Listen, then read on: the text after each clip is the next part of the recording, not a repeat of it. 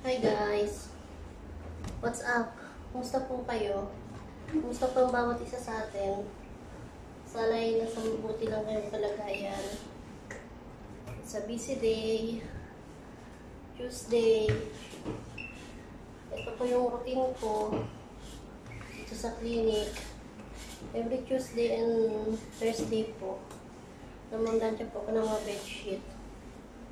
So, para hindi rin po natatambakan. Kasi malalaki sila eh. Ayan po.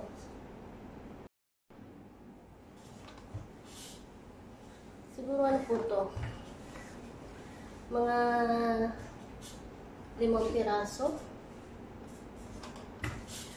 Ayan. Simple lang naman po trabaho dito sa amin. Hindi naman po nakakapagod. Minsan nga po, mabuboring ka eh. Kasi pag wala ka nang ginagawa, upo-upo na lang. Buhay.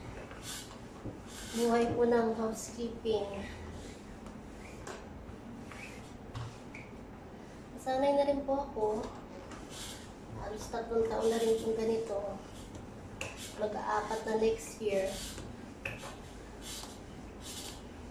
Madali na akong graduate. Uwi na ako ng Pinas. So, ano mong Pinas? Matagal ko na dito. Kaya ko nang naburo.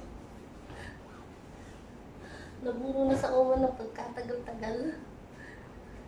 Abutin na ako na 1 dekada. Ano ba yan? Buhay abot talaga. Sabi nga nila, napapagod lang daw po ang OFW.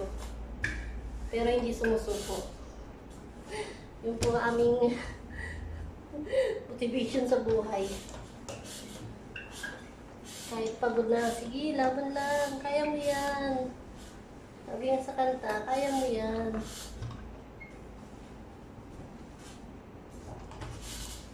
Kaya salamat. Na-istorbo na naman kayo. Salamat po sa panonood.